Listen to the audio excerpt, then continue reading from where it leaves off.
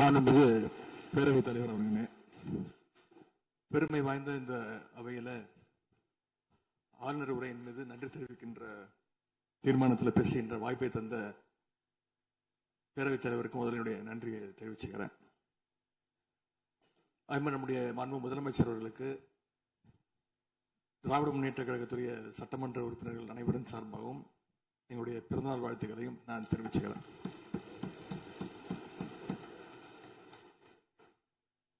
இந்த புதிய ஆட்சி அமைஞ்சு சரியா 40 நாட்கள் கடந்திருக்கு. ஆளுநர் உரையின் போது நானும் எங்களுடைய சட்டமன்ற உறுப்பினர்களும் இந்த 40 நாட்கள்ல இந்த அரசு என்னென்ன பணிகள் செஞ்சிருக்கு, ஏதாவது திட்டங்கள் கொண்டு வந்திருக்காங்களா, ஏதாவது சாதனைகள் செஞ்சிருக்காங்களான்னு ஆவலோடு காத்துக்கிட்டு இருந்தோம். ஆனால் எங்களுக்கு வெறும் ஏமாற்றம் மட்டுமே எஞ்சியது. அப்படி எதுவுமே ஆளுநர் உரையில எங்களுடைய கண்களுக்கு படவில்லை, எங்களுடைய காதுகளுக்கு கேட்கவில்லை. அதே ஒரு நம்பிக்கை வாக்கெடுப்பின் போது நான் பேசும்பொழுது குறிப்பிட்டு பேசினேன், ஆளுநர் வருவார், ஆளுநர் உரையின் மீது வந்து பேசும்போது தமிழ்தாய் வாழ்த்துக்கு முதலிடம் கொடுங்க அப்படின்னு சொன்னேன். பேரவையின் அனுமதியுடன் அலுவல் நேரம் நீட்டிக்கப்படுகிறது. அதே போல தமிழ்தாய் வாழ்த்து முதல்ல பாடப்பட்டுச்சு. உடனடியாக தேசிய கீதமும் பாடப்பட்டுச்சு. தமிழ்தாய் வாழ்த்து ஒரு முறையும் தேசிய கீதம் 2 முறையும் பாடப்பட்டுச்சு. மரபு மீறல் நடந்திருக்கு. இதுவரை கடைபிடிக்கப்பட்டு வந்த மரபை மீறி 2 முறை தேசிய கீதம் பாடப்பட்டிருக்கு. இதே கோரிக்கையை இதற்கு முன்பு இருந்த ஆளுநர் எங்களுடைய ஆட்சி காலத்திலையும் வச்சிருந்தார். ஆனா எங்களுடைய தலைவர் அப்பொழுது மிக உறுதியாக இருந்து இந்த அவையுடைய இறையாண்மையை நாங்க பாதுகாத்திருக்கிறோம். பதவியேற்பு தான் ஆளுநர் மாளிகையில் நடந்துச்சு. அங்க அவர் கேட்டுக்கொண்டபடி தேசிய கீதம் வந்தே மாதரம் எல்லாம் பாடினாங்க. ஆனா இப்போ ஆளுநர் உரை மக்களால் தேர்ந்தெடுக்கப்பட்ட பிரதிநிதிகள், சட்டமன்ற உறுப்பினர்கள்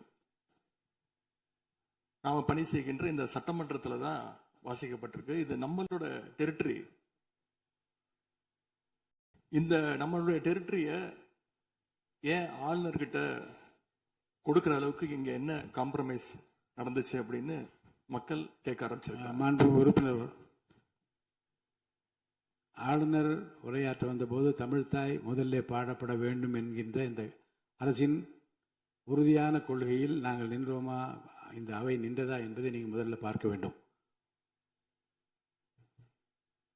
நாட்டுப்பண் 2 முறை பாடியதில் என்ன தவறு என்று எனக்கு தெரியவில்லை. நாட்டுப்பண் 2ஆம் முறை பாடியது தவறு என்று நீங்கள் சொல்ல வருகின்றீர்களா? அப்படி தவறு என்றால் அது எந்த அடிப்படை தவறு என்று சொல்ல வருகிறீர்கள்? நமக்கு வேண்டியது நம்முடைய தாய்மொழிக்கு முக்கியத்துவம் தர வேண்டும், உறுதியாக நிற்க வேண்டும். இந்த அரசு எந்த சர்ச்சையும் ஏற்படுத்தாமல் நிதானமாக உறுதியாக தாய் தமிழ்தான் எங்களுக்கு அடிப்படை என்பதை வைத்து தமிழ்தாய் வாழ்த்தை பாட வைத்தார்களா இல்லையா? அந்த தமிழ்தாய் வாழ்த்தை பாட முடியாமல் வேறு விதமாக இந்த அவை திசை திருப்பப்பட்டு பல்வேறு பிரச்சனைகளுக்கெல்லாம் ஆளான காரணங்களெல்லாம் 22ஆம் ஆண்டு பார்த்தோம், 23 பார்த்தோம், 24 பார்த்தோம், 25 பார்த்தோம், 26 பார்த்தோம். இந்த ஆண்டு தமிழ்தாய் வாழ்த்தை முதலில் பாட வைத்து தேசிய கீதத்தை 2 முறை பாடியதில் எந்த தவறும் இருப்பதாக நாங்கள் கருதவில்லை. அப்படி பாடியது தவறு நீங்களும் கருதிடக்கூடாது என்று நான் சொல்ல விரும்புகின்றேன். பேரவைத் தலைவர் அவர்களே, நாங்கள் கேட்டுக்கொண்டதுபடி தமிழ்தாய் வாழ்த்து முதல்ல ஒரு வாட்டி பாடிட்டீங்க. பொதுவாக இந்த அவையில் இருக்கக்கூடிய மரபு கடந்த காலங்களில், கடந்த ஆட்சி காலங்களில் தமிழ்தாய் வாழ்த்து ஒரு முறையும் நிகழ்ச்சி முடிஞ்சோடனே தேசிய கீதம் ஒரு முறையும் தான் பாடப்பட்டு நிகழ்ச்சிகள் முடியும். ஆனால் இந்த முறை நாங்கள் கேட்பது ஏன் 2 முறை தேசிய கீதம் பாடப்பட்டது அப்படிங்கிறது மட்டும்தான் எங்களுடைய கேள்வி. அப்படின்னா தமிழ்தாயை 2 வாட்டி தமிழ்தாய் வாழ்த்தையும் 2 முறை நீங்கள் பாட சொல்லி உங்களுடைய ஆளுநர்கிட்ட நீங்க ஒரு கோரிக்கை வச்சிருந்திருக்கலாம். அது இங்க பேசும்போது உறுப்பினர்கள்லாம் ஆளுநர் அவ்வளவு மகிழ்ச்சியாக இருக்கிறாங்கன்னு சொல்லி ஆளுநரை விட நீங்கெல்லாம் ரொம்ப மகிழ்ச்சியா இருக்கிறீங்க. தமிழ்தாய் வாழ்த்தை வந்து ஆளுநர் முன்னாடி நாங்க பாடி காட்டிட்டோம் அப்படின்னு பெருமை பொங்கு இங்க எல்லாம் பேசிக்கிட்டு இருக்கிறீங்க. நீங்க சொல்றத பார்த்தா தமிழ்தாய் வாழ்த்தை விட ஆளுநர் தான் உங்களுக்கு முக்கியம் அப்படிங்கிற எண்ணம் எங்களுக்கு ஏற்படுது, மக்களுக்கும் ஏற்பட்டுக்கிட்டு இருக்கு. பொதுப்பணித்துறை அமைச்சர். மாண்புமிகு பேரவைத் தலைவர்களே, தமிழ்தாய் வாழ்த்து எங்களுடைய முதல்வருக்கு உயிருக்கு எந்த அளவிற்கு முக்கியமோ அதே அந்த அளவுக்கு நாங்கள் முக்கியத்துவம் தருவோம். மாண்புமிகு எதிர்க்கட்சி தலைவர் அவர்கள் எதிர்க்கட்சி நாங்களும் பேச விட மாட்டோம். நீங்க ஒத்துழைப்பு கொடுக்கலன்னா நாங்களும் பேச விட மாட்டோம். அமைச்சர், தமிழக அரசுடைய ஸ்டாண்ட வந்து நாங்க பேசுறோம். எங்களுக்கும் குரல் கொடுக்க தெரியும். இந்த அவை மாண்பை நாங்களும் பாதுகாக்கிறோம். மாண்புமிகு எதிர்க்கட்சி சொல்லக்கூடிய நோக்கம் தமிழக மக்களுக்கு தவறுதலா செல்லக்கூடாதுங்கிற பதிவை நாங்கள் செய்கிறோம். எங்களுடைய முதலமைச்சருடைய எண்ணம் என்ன, தமிழக மக்களுடைய எண்ணமோ அதுதான் எங்களுடைய முதலமைச்சருடைய எண்ணம். கடந்த 3-4 வருடங்களாக தமிழ்தாய் வாழ்த்து இங்க பாடப்படல. ஆளுநரை எதிர்த்தீர்கள், வெளிநடப்பு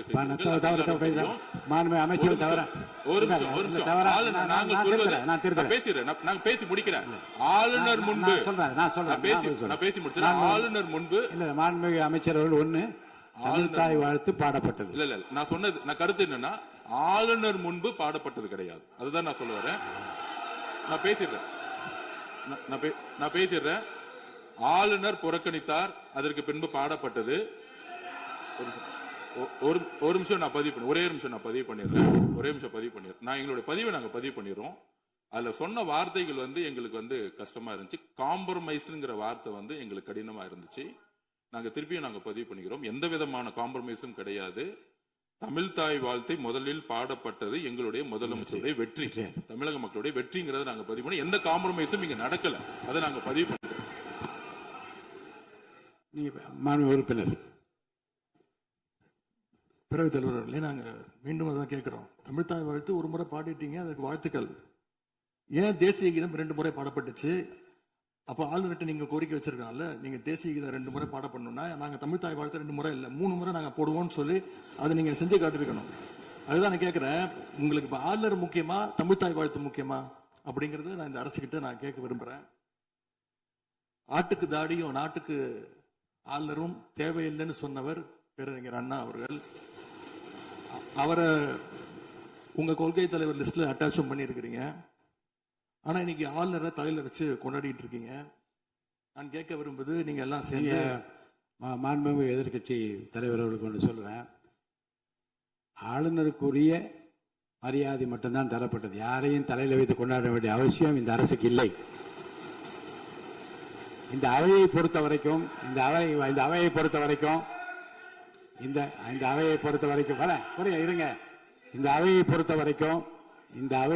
வரைக்கும் ஆளுநர் இங்கே வருகை தருகிற போது உரிய முறையில் மரியாதையும், இந்த அவையினுடைய விருப்பத்திற்கேற்ப அவைத் தலைவரின் விருப்பத்திற்கு ஏற்பதான் நிகழ்வு நடைபெறும் என்பதையும் உறுதியாக நின்று தமிழ்தாய் வாழ்த்தை முதலில் பாட வைத்து தமிழ்தாய் வாழ்த்துக்கு பிறகு தேசிய கீதம் ஒரு முறை அல்ல 2 முறை பாடப்பட்டது. அதில் எந்த விதமான தவறும் கிடையாது. அதில் வந்து உள்நோக்கு கற்பிப்பது தவறு என்று நான் கூறுகின்றேன்.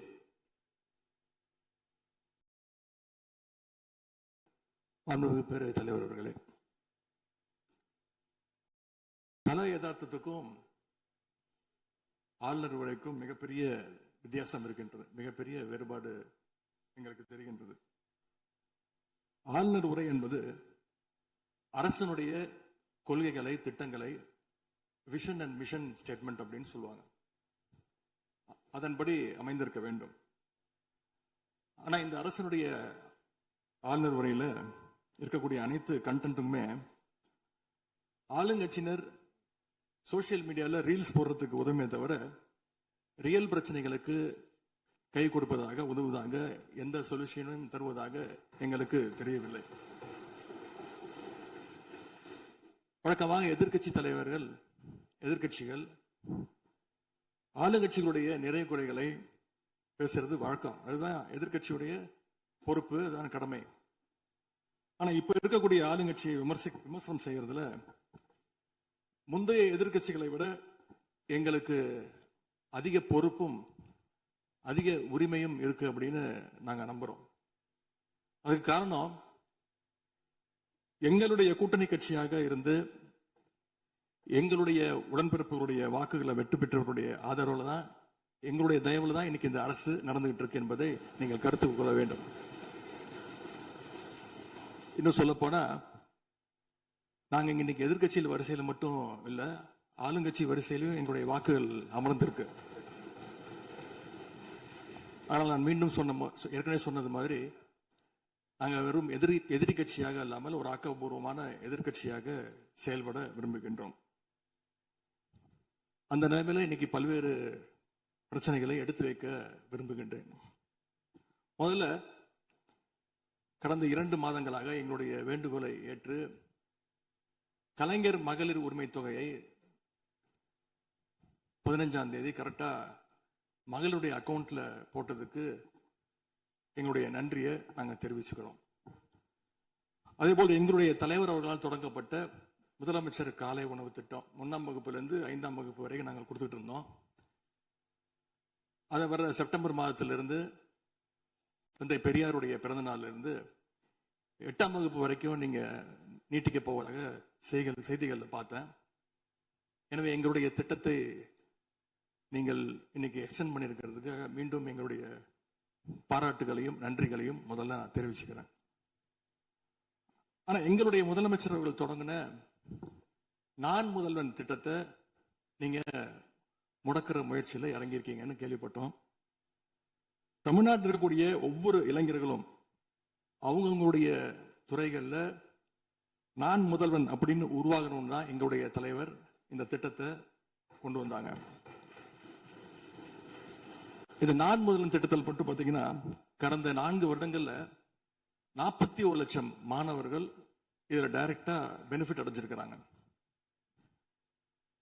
நான் முதல்வன் திட்டத்தின் மூலம் பள்ளிக்கூடம் செல்கின்ற மாணவர்களுக்கு அடுத்து அவங்களுடைய ஹையர் ஸ்டடீஸ் என்ன, எப்படி படிக்கணும், எந்த கோர்ஸ் எடுக்கணும் அப்படின்னு அவங்களுக்கு கைடன்ஸ் கொடுத்துருக்கிறோம்.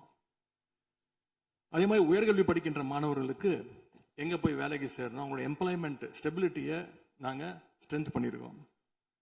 முக்கியமா நான் முதல்வன் திட்டத்தின் மூலமா யூபிஎஸ்சி மாதிரியான சிவில் சர்வீசஸ் தேர்வுக்கு தயாரிக்கின்ற மாணவர்களுக்கு ஹாஸ்டல் வசதியோட பயிற்சியும் வழங்கப்பட்டிருக்கு.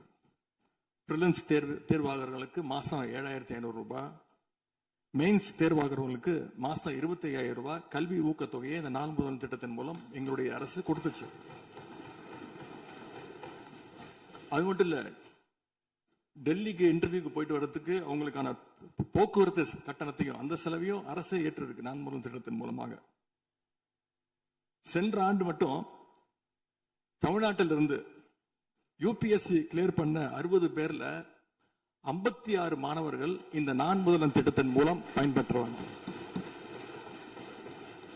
அதுல இன்னும் குறிப்பிட்டு சொல்லணும்னா, ஆல் இண்டியா லெவல்ல 2nd பிளேஸ் படிச்ச சகோதரி ராஜேஸ்வரி நான் முதல்வன் திட்டத்துல பயன்பெற்றவங்க. இப்படிப்பட்ட நான் முதல்வன் திட்டத்தை கைவிட வேண்டிய அவசியம் என்ன அப்படிங்கறது முதலமைச்சர் அவர்கள் தன்னுடைய பதில் உரையில கூற வேண்டும்னு நான் விருப்பப்படுறேன். அதே மாதிரி சமீபத்தில் டெல்லிக்கு போன முதலமைச்சர் அவர்கள் நிதி ஆயோக் கூட்டத்தில் பல்வேறு விஷயங்களை பத்தி பேசியிருக்கிறார். அதுவும் குறிப்பா நம்முடைய தமிழ்நாடு இன்னைக்கு இந்தியாவிலேயே பொருளாதாரத்தில் 2வது பெரிய மாநிலமாக வளர்ந்திருக்கு அப்படிங்க பெருமையா பேசியிருக்கிறார். அது மட்டும் இல்ல, தமிழ்நாட்டில் டாக்டர் கலைஞர் அவர்களால் தொடங்கப்பட்டு எங்களுடைய தலைவர் அவர்களால் வளர்க்கப்பட்ட, அதுவும் கடந்த ஆட்சியில் என்னுடைய கட்டுப்பாட்டில் இருந்த மகளிர் சுய உதவி குழுக்கள் மிகச்சிறப்பாக செயல்படுது அப்படின்னு முதலமைச்சர் அவர்கள் பேசியிருக்கிறாங்க. இந்தியாவிலேயே ஃபேக்டரி ஒர்க்கர்ஸ் இருக்கிற பெண்கள்ல 42%, 42% தமிழ்நாட்டை சேர்ந்தவங்க. அதனால தமிழ்நாட்டில் இருக்கக்கூடிய பெண்கள் முன்னேற்றம், சுகாதாரம் எல்லாமே சிறப்பா இருக்குன்னு நம்முடைய முதலமைச்சர் அவர்கள் டெல்லியில சொல்லியிருக்கிறாங்க. திரைப்படங்கள்ல தான் பாத்தீங்கன்னா ஒரே பாட்டுல ஏழையா இருக்கிறவன் ஒரே பாட்டுல 5 நிமிஷத்துல 4.5 நிமிஷத்துல பெரிய பணக்காரன் ஆயிடுவான். ஆனா அது மாதிரி நிஜத்துல ஒரு மாச ஆட்சியில தமிழ்நாடு மாதிரியான மிகப்பெரிய மாநிலத்தை அந்த அளவுக்குலாம் வளர்த்த முடியாது. இந்த சாதனைகள் எல்லாம் யார் ஆட்சி காலத்தில் நடந்துச்சுன்னு மக்களுக்கும் தெரியும், மக்களும் பார்த்துக்கிட்டு இருக்காங்க, முதலமைச்சருக்கும் தெரியும். அதே மாதிரி பேரவைத் தலைவர்களே, இந்த ஆட்சியில இன்னொரு பழக்கமும் புதுசா வந்திருக்கு. அதாவது எங்களுடைய திராவிட மாடல் ஆட்சியில நாங்க எடுத்த நடவடிக்கையால ஏதாவது நல்லது நடந்தா உடனே அதுக்கு ஸ்டிக்கர் ஒட்டிடுறாங்க. அது மட்டும் இல்ல, ஃபர்ஸ்ட் டைம் எவர் இன் தி ஹிஸ்டரி அப்படின்னு சொல்லிடுறாங்க. அப்படி சொன்ன சில ஃபேக் நியூஸ், தவறான தகவல்களை நான் குறிப்பிட விரும்புறேன். பஸ்ல மூத்த குடிமக்கள் கட்டணமில்லா பயணம் மேற்கொள்ள, மூத்த குடிமக்கள் பள்ளி மாணவர்கள் அவங்க எல்லாம் கட்டணம் இல்லாம பயணம் மேற்கொள்ள இந்த ஆட்சியில தான் முதல்ல அந்த திட்டம் கொண்டு வரப்பட்டது அப்படின்னு ஃபேக் நியூஸ் பரப்பிட்டாங்க. இதெல்லாம் ஏற்கனவே இருக்கக்கூடிய திட்டங்கள், எங்களுடைய ஆட்சியில கொண்டு வரப்பட்ட திட்டங்கள். அது மட்டும் இல்ல, அரசு பள்ளியில வழங்கப்படுகின்ற ஸ்கூல் பேக்ல முதலமைச்சரோட புகைப்படம் இல்லாம இப்பதான் முதல்ல வழங்குறோம் அப்படின்னு, ஃபர்ஸ்ட் டைம் இந்த ஹிஸ்டரி அப்படின்னு டேக் போட்டு ஃபேக் நியூஸை தொடர்ந்து பரப்பிட்டு இருக்கிறாங்க. இதெல்லாம் எங்களுடைய திராவிட முன்னேற்ற கழகம், எங்களுடைய திராவிட மாடல் அரசுல எங்களுடைய முதலமைச்சர் கொண்டு வந்த திட்டங்கள். இப்படி இவங்க ஸ்டிக்கர் ஒட்டின லிஸ்ட் மிகப்பெரிய லிஸ்ட். இன்னொரு முக்கியமான விஷயம் பத்தி இந்த நேரத்தில் பதிவு செய்ய விரும்புறேன். அறநிலையத்துறையின் அசையும் மற்றும் அசையா சொத்துக்களின் வருவாய் அதன் புனிதமான நோக்கத்திற்கு மட்டுமே பயன்படுத்தப்படும் அப்படின்னு ஆளுநர் உரையில இடம்பெற்றிருக்கு. இந்த கருத்தை பார்க்கும் பொழுது அறநிலையத்துறையே இருக்கக்கூடாது அப்படின்னு சொல்ற பாஜகவுடைய குரலாகத்தான் தாவேக அரசும் சொல்லுதா அப்படிங்கிற சந்தேகம் எங்களுக்கு வருது. பாஜகவும் வலதுசாரிகளும் சொல்றது இதுதான், அறநிலையத்துறை பள்ளி கல்லூரிகளை நடத்தக்கூடாது, அறநிலையத்துறை பள்ளி கல்லூரிகள் நடத்தக்கூடாது அப்படின்னு சொல்லிட்டு இருக்கிறாங்க. இதுக்காக வழக்கும் தொடர்ந்து இருக்கிறாங்க. இந்த நிலைப்பாடு திருமண மண்டபங்கள் வணிக வளங்களோடு நிற்குமா, இல்ல கல்வி நிறுவனங்களுக்கும் இந்த கண்டிஷன்ஸ் அப்ளை செய்யப்படுமா? மாண்புமிகு அறநிலையத்துறை அமைச்சர்கள். மாண்புமிகு பேரவைத் தலைவர் அவர்களே, மாண்புமிகு தமிழ்நாடு முதல்வர் அவர்களே, அறநிலையத்துறையை பொறுத்த வரைக்கும் கோவில்களின் வருமானம் கோவில்களில் வரக்கூடிய பக்தர்களுக்காக செலவிடப்படும் என்பதை நம்முடைய ஆளுநர் உரையில் இடம்பெற்றதுதான் அதனுடைய சாராம்சம். இன்னொன்று, சமீபத்தில் வெளியிடப்பட்ட திருமண மண்டபங்கள் மற்றும் வணிக வளாகங்கள், அந்த பணிகள் துவங்கப்படாத பணிகள் நிறுத்தப்பட்டது என்பது, இந்த பணிகளை பொறுத்த வரைக்கும் நாம் ஆராய்ந்த வரைக்கும் அந்த கோவில்களில் பொதுமக்களுக்கு தேவையான அடிப்படை வசதிகள், பொதுமக்களுக்கு தேவையான தங்குமிட வசதிகள், பொதுமக்கள் பக்தர்கள் வரப்போது அவர்களுக்கு தேவையான அடிப்படையிலான கழிப்பறை வசதிகள் போன்ற இந்த வசதிகளை மேம்படுத்துவதை காட்டிலும் இவர்கள் கமர்ஷியலாக கோவில்களுக்கு திருமண மண்டபங்கள் கட்டுவதிலும் வணிக வளாகங்கள் கட்டுவதிலும் அதன் மூலமாக வருவாய் ஈட்டுவதை மட்டுமே குறிக்கோளாக வைத்துக் கொண்டு இந்த திட்டங்களை துவங்கியதன் காரணமாக மேலும் அதன் மீது பல்வேறு நீதிமன்ற வழக்குகள், ஸ்டே ஆர்டர்ஸ் இருப்பதனால நாம் அதையெல்லாம் ரத்து செய்து அறிவிச்சிருந்தோம். இதற்கு ஒரே ஒரு உதாரணமாக,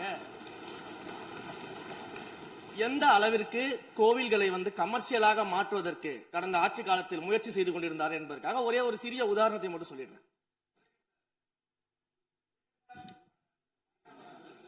அருள்மிகு குன்னூரில் இருக்கக்கூடிய அருள்மிகு விநாயகர் திருக்கோயில், ஏறத்தாழ அந்த கோயில்கள்ல இருந்து கோயில் நிதியை பயன்படுத்தி 10 கோடி ரூபாய்க்கு 10 கோடி ரூபாய் மதிப்பில ஒரு மல்டி லெவல் கார் பார்க்கிங் வசதியை அந்த கோயிலுக்கு ஏற்படுத்துவதற்கான திட்டத்தை இந்த அரசு அனுமதித்திருக்கிறது. இதற்கு முன்னால் இருந்தக்கூடிய அமைச்சர் அவர்கள் அதை அறிவித்திருக்கிறாங்க. அந்த கோயில்ல ஒட்டுமொத்தமாக மாதத்திற்கு வரக்கூடிய பக்தர்களின் எண்ணிக்கையே 500 தான் ஆவரேஜா. அதே போல அந்த கோவில்களுக்கு அடிப்படையில கழிப்பறை வசதி கூட கிடையாது. இது மட்டும் இல்ல, குன்னூர் மற்றும் உதகையை சுற்றி இருக்கக்கூடிய அனைத்து பகுதிகளிலும் இருக்கக்கூடிய 50 கோவில்கள்ல பேசிக்கா இருக்கக்கூடிய டாய்லெட் ஃபெசிலிட்டிஸ் கூட அங்க இருக்கக்கூடிய கோயில்களுக்கு கிடையாது. அப்படிப்பட்ட இடங்கள்ல கோயில் நிதியை பயன்படுத்தி எதற்காக மல்டி லெவல் கார் பார்க்கிங் தேவைப்படுது? அப்ப இது கமர்ஷியல் திட்டங்கள் இல்லையா? கோவில் நிதியை இப்படி கமர்ஷியலாக பயன்படுத்துவதற்கு எதிராக தான் நாம இந்த திட்டங்களை எல்லாமே தடுத்து இந்த திட்டங்கள் தேவையில்லை, அதற்கு பதிலாக நம்முடைய அரசாணையிலே வெளியிட்டிருக்கிறோம். மிக தெளிவாக கடைசி வரியை படித்து பார்த்தால் எல்லாருக்கும் தெரியும். இந்த கோவில் நிதியை பயன்படுத்தி கோவிலும் பக்தர்களும் பயன்படக்கூடிய வகையில மாற்று திட்டங்களை உருவாக்கும்ன்ற வரியை நம்ம மென்ஷன் பண்ணியிருந்தோம். எந்த இடத்திலையுமே மக்கள் பயன்படக்கூடிய கல்வி நிலையங்களையோ இல்ல இது போன்ற மருத்துவ வசதிகளையோ நாம செய்து தரமாட்டோம்னு சொல்லல. இன்னும் சொல்ல போனா கடந்த 5 ஆண்டுகள்ல ஒன்றிய அரசின் நிதி உதவியோடு பழனியில பாத்தீங்கன்னா ஒரு சித்த மருத்துவமனை கட்டுவதற்கான நிதி உதவியை ஒன்றிய அரசு தருவதற்கு தயாராக இருந்தது. ஆனா கடந்த ஆட்சியில அந்த திட்டத்தை அப்படியே கிடப்புல போட்டுட்டு கேட்டா ரெக்கரிங் செலவை எங்களால ஏத்துக்க முடியாது அப்படின்னு சொல்லி கிடப்புல போட்டு வச்சிருந்த இந்த திட்டத்தை நாம இன்றைக்கு கையில் எடுத்து அதை துவங்குவதற்கான ஆய்வில் இறங்கியிருக்கிறோம். அப்ப எந்த இடத்திலையுமே மக்கள் பயன்பெறக்கூடிய திட்டங்களை நாம தடுக்கவும் இல்ல, நாம யாருக்கும் பி டீமாக இருந்து வேலை செய்ய வேண்டிய அவசியமும் இல்ல. கோயில்களின் நிதியை ஒரு காலமும் கமர்ஷியலாக பயன்படுத்த வேண்டிய அவசியமும் மாண்புமிகு தமிழ்நாடு முதலமைச்சர் தலைமையிலான தமிழக வெற்றி கழகத்தின் ஆட்சிக்கு தேவையும் இல்லை. மாண்புமிகு உறுப்பினர் சேகர் பாபு. மாண்புமிகு பேரவைத் தலைவர் அவர்களே, இந்து சமய அறநிலைத்துறை கொடைகள் என்ற ஒரு சட்டம் இருக்கின்றது. அந்த சட்டத்தில் விதி 69 என்ற குறிப்பிடப்பட்டிருக்கின்ற அந்த பணிகள் சட்ட விதிகளுக்கு உட்பட்டு சட்டத்தின் 36 பிரிவிலிருந்து தான் இந்த பணிகள் மேற்கொள்ளப்பட்டன. குறிப்பாக ஏதோ அமைச்சரே முடிவு செய்து திருமண மண்டபங்களையும் வணிக வளாகங்களையும் ஏற்படுத்துவதற்கு உத்தரவிட்டதாக மாண்புமிகு அமைச்சர் அவர்கள் அவைக்கு உண்மைக்கு புறம்பான தகவலை தந்து கொண்டிருக்கின்றார். ஒவ்வொரு திட்டங்களும் அன்றைய காலகட்டத்தில் இருந்த சட்டப்பேரவை உறுப்பினர்களுடைய பரிந்துரையின் அடிப்படையில் சட்டப்பேரவை உறுப்பினர்கள் கேட்டுக்கொண்டதற்கு அடிப்படையில் தான் அனைத்து திட்டங்களும் அந்த காலகட்டங்களில் கொண்டு வரப்பட்டது. அதோடு மட்டுமல்ல, உறுப்பினர் அவர்கள் குறிப்பிட்டு கூறினார், குன்னூரிலே மல்டி லெவல் கார் பார்க்கிங் கொண்டு வரப்பட்டது என்று. அங்கே இருக்கின்ற 56 கோயில்களையும் நான் குன்னூரிலே 5 நாட்கள் ஊட்டியிலே முகாமிட்டு அனைத்து கோயில்களுக்கும் நேரடியாக சென்று ஆய்வு செய்தோம். அந்த ஆய்வின் அடிப்படையில் அந்த திருக்கோயில்களுக்கு வருகின்ற பக்தர்களுடைய அடிப்படை தேவைகளுக்கு வருமானத்தை உயர்த்துவதற்காக குன்னூருக்கு சுற்றுலாவிற்கு வருகின்ற மக்களுடைய வாகனங்கள் போதிய அளவிற்கு பார்க்கிங்களுக்கு இடமில்லாமல் தவிர்க்கின்ற சூழ்நிலையில் அங்கே மல்டி லெவல் பார்க்கிங் கொண்டு வந்தால் நகராட்சி பரிந்துரையின் அடிப்படையில் வருமானம் பெருகும். அந்த வருமானம் திருக்கோயில்களுடைய மேம்படுத்துகின்ற பணிகளுக்கு உதவும் என்பதற்காகத்தான் அந்த பணிகளை மேற்கொண்டோம் என்பதை மாண்புமிகு அமைச்சர் அவர்களுக்கு இப்போது யார் அறிவுறுத்தி, ஒரு நிமிஷம், யார் அறிவுறுத்தி இந்த அரசாணையை வெளியிட்டிருக்கின்றாரோ அவர்தான் அப்பொழுது ஆணையாளராக இருந்தபோது இதே அறிவுறுத்தின் பேரில் அரசாணையை வெளியிட்டிருக்கிறார் என்பதை பேரவைத் தலைவருக்கு, பேரவைத் தலைவர் வாயிலாக அமைச்சருக்கு தெரிவித்துக் கொள்கிறேன். மேலும் அவர் கூறுவதற்கு எனக்கு பாயிண்ட் ஆஃப் ஆர்டர் பதில் கூறுவதற்கு அனுமதிக்க வேண்டும்.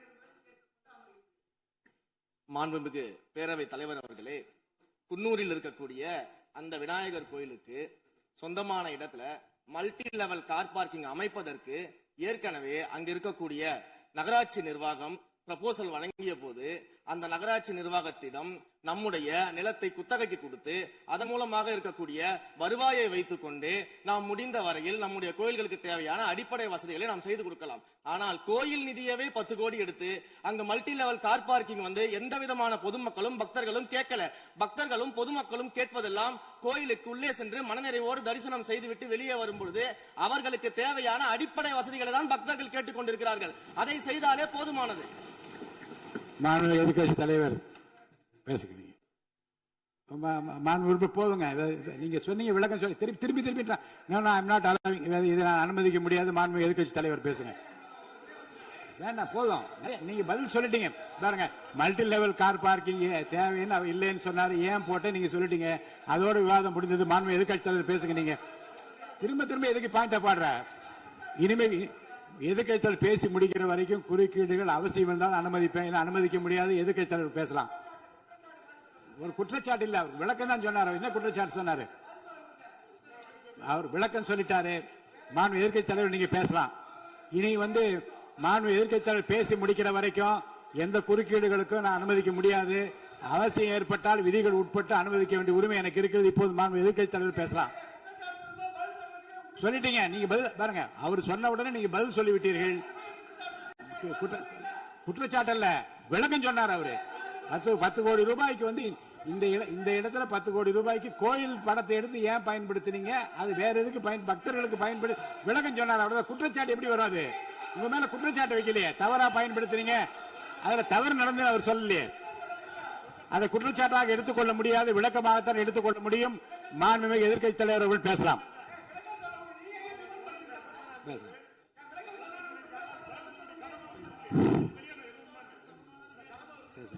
அவை முன்னவர். மாண்பு பேரவைத் தலைவர்களே, அவை முன்னவர்கள் அதற்கான விளக்கத்தை சொல்லியிருக்கிறார்கள். இந்து அறநிலையத்துறை அமைச்சர் அவர்கள் விளக்கத்தை சொன்னார்கள். நீங்கள் அதற்கும் விளக்கத்தை கேட்டு பதிலளித்திருக்கிறீர்கள். மீண்டும் மீண்டும் அவர் சொல்வதற்கெல்லாம் பதிலளிப்பதற்கு அவை நேரமில்லை. மாண்பு எதிர்க்கட்சி தலைவர் அவர்கள். மாண்பு பேரவைத் தலைவர்களே, முன்னாள் அமைச்சர் அறநிலையத்துறை அமைச்சர் அதற்கான சரியான விளக்கத்தை கொடுத்திருக்கிறார். இப்போ இருக்கக்கூடிய மாண்பு அமைச்சர் அவர்களும் சில விளக்கங்களை கொடுத்திருக்கிறார். கார் பார்க்கிங் ஃபெசிலிட்டி என்பதும் ஒரு அத்தியாவசிய தேவைதான். அது ஒன்றும் தேவையில்லாத எல்லாருமே இப்போ கார் வச்சிருக்கிறாங்க. கோயிலுக்கு வரவங்க கார்லேயும் தான் வருவாங்க. எனவே அதுவும் ஒரு தேவைப்படுகின்ற ஒரு வசதி தான். நான் கேட்டுக்கொள்வதெல்லாம், எங்களுடைய ஆட்சியில் அறநிலையத்துறை சார்பாக 4 கல்லூரிகளை திறந்திருக்கிறோம். ஆண்டுக்கு 1500 மாணவர்கள் படிச்சுட்டு இருக்கிறாங்க. அதெல்லாம் நீங்க தொடர போறீங்களா, இல்லை அந்த திட்டத்தை கைவிட போறீங்களா அப்படிங்கிறதா உங்களுடைய நிலைப்பாடு என்ன என்பதுதான். மாண்புமிகு உறுப்பினர் சொல்லிட்டாங்க. அதாவது ஏற்கனவே கல்லூரிகள் மற்ற அமைப்பில் எந்த விதமான தடையெல்லாம் அதையும் நாங்கள் தொடருவோம் என்ற வார்த்தை அவர் பேசும்போது குறிப்பிட்டிருக்கிறார். நன்றி. பேரவைத் தலைவர் அவர்களே, தமிழ்நாட்டில் இருக்கக்கூடிய 12 மாநகராட்சிகளிலும் தூய்மை பணி செய்வதை தனியார் மயம் செய்ய போகிறதாக தொலைக்காட்சிகளையும் பத்திரிகைகளையும் தொடர்ந்து செய்திகள் வந்து கொண்டிருக்கிறது. கடந்த காலத்துல போராடிய தூய்மை பணியாளர்கள்லாம் நேரில் சந்திச்சிருக்கார் இன்றைய முதலமைச்சர் அவர்கள். ஆட்சிக்கு வந்ததும் தூய்மை பணியாளர்கள்லாம் பணி நிரந்தரம் செய்வோம் அப்படின்னு அப்போ வாக்குறுதியும் கொடுத்திருக்கிறாரு. ஆனா இன்னைக்கு சொன்னதுக்கு நேர் எதிராக தனியார் மயம் அப்படின்னு செய்திகள் வந்து கொண்டிருக்கிறது. இதற்கும் முதலமைச்சர் அவர்கள் அவருடைய பதில் உரையில விளக்கத்தை தர வேண்டும் என்று கேட்டுக்கொள்கின்றேன். பேரவைத் தலைவர் அவர்களே, சும்மா சொல்லக்கூடாது. நம்முடைய முதலமைச்சர் அவர்கள் ஆட்சிக்கு வந்த ஒரே மாசத்துல தமிழ்நாட்டிலேயே தன்னுடைய பெரம்பூர் தொகுதியை நம்பர் 1 தொகுதியாக மாத்தி காட்டிட்டார். எதுல நம்பர் 1 பாத்தீங்கன்னா, இன்னைக்கு தமிழ்நாட்டிலேயே மின்வெட்டுல நம்பர் 1 தொகுதி பெரம்பூர் தொகுதி தான். அதுவும் ஆளுங்கட்சிக்காரங்க என்ன தெரியுமா பேசிக்கிட்டு இருக்காங்க, அண்ணன் பவருக்கு வந்தா தமிழ்நாடு மாறும்னு பார்த்தோம், ஆனா அண்ணன் கைக்கு பவர் வந்த நாள்ல இருந்து தமிழ்நாட்டுக்கே பவர் போயிடுச்சு அப்படின்னு இன்னைக்கு ஆளுங்கட்சிக்காரர்கள் பேசிட்டு இருக்கிறாங்க. மாண்புமிகு மின்துறை அமைச்சர். மாண்புமிகு பேரவைத் தலைவர் அவர்களே,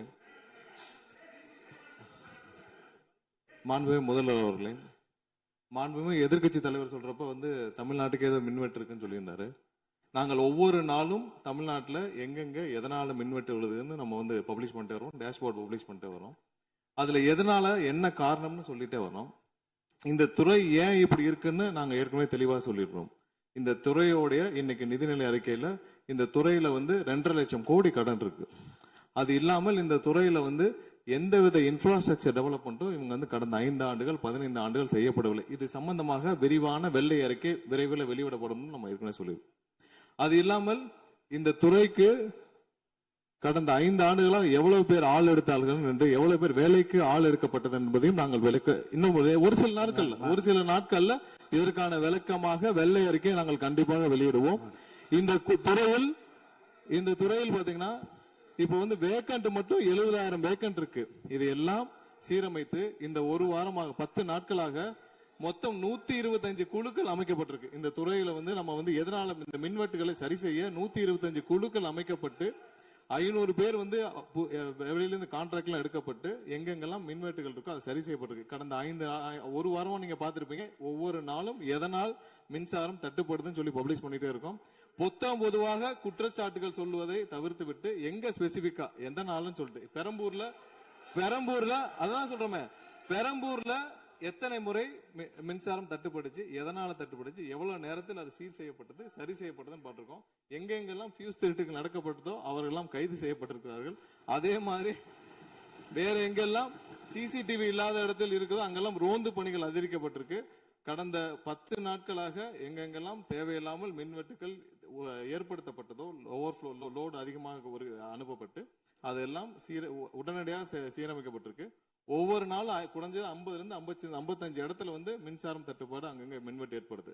சோ அதுல 35 இடத்துக்கு கீழேயாவது 1 மணி நேரத்துக்குள்ள சரி செய்யப்பட்டு வருகிறது. அதுக்கான டேஷ்போர்டுக்கு தெளிவாக எதிர்க்கட்சி தலைவர் பார்த்து விட்டு பேசினால் நன்றாக இருக்கும்.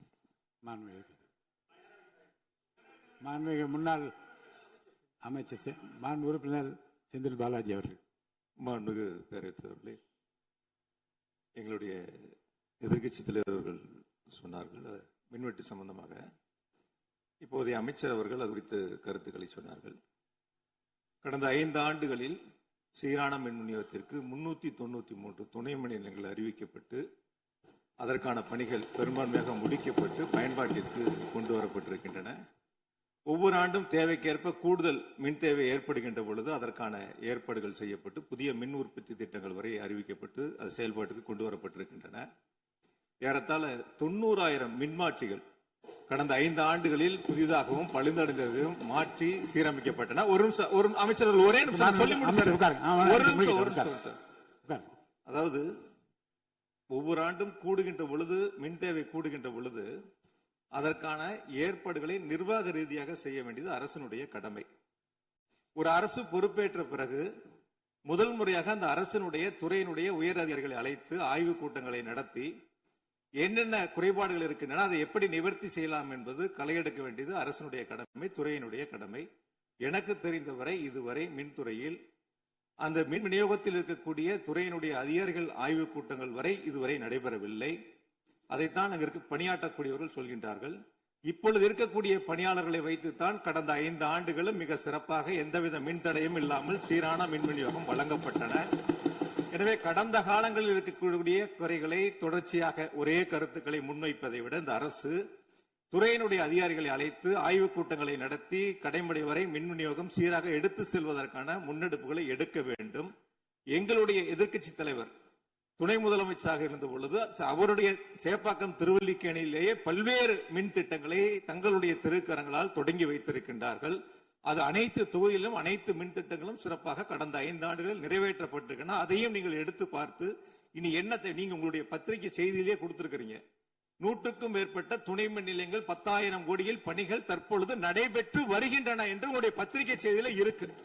அப்ப இதெல்லாம் கடந்த காலங்களில் தொடங்கப்பட்ட திட்டங்கள். நீங்க எதையும் தொடங்கலன்னு பொத்தாம் பொதுவா சொல்வதை விட்டுவிட்டு என்னென்ன கூடுதலாக நாம் எடுத்துக்கொள்ள வேண்டும் என்பதை கவனத்திலே இந்த அரசு கொள்ள வேண்டும்.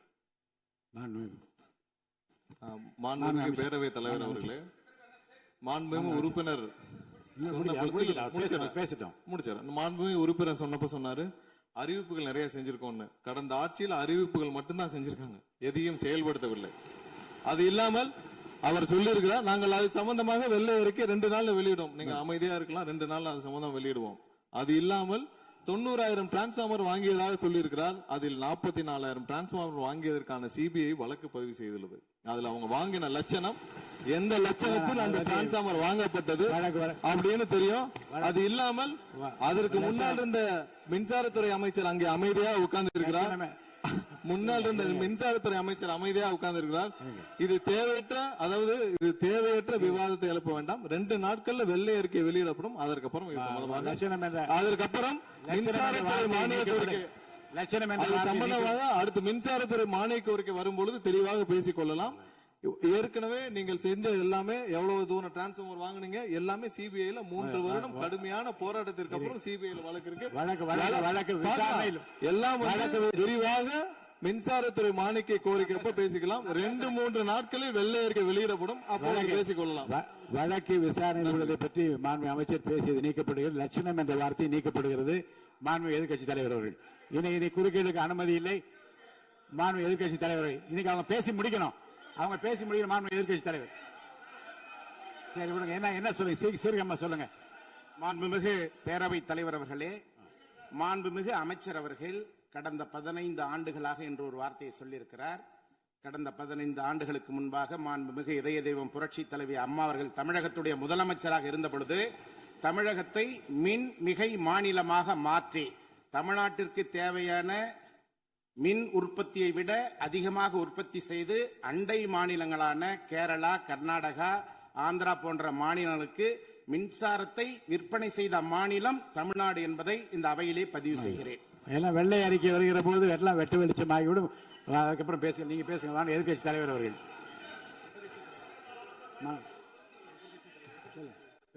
மாண்பு உறுப்பினர். மாண்பு பேரவைத் தலைவர்களே, மாண்புமிகு மின்துறை அமைச்சர் ஊடகங்களை நல்ல சிறப்பாக கையாளுறவர் கொஞ்ச நாள் அமைதியா இருக்காருன்னு பார்த்தா இன்னைக்கு இங்கேயும் அந்த முயற்சி எடுத்திருக்கிறாரு.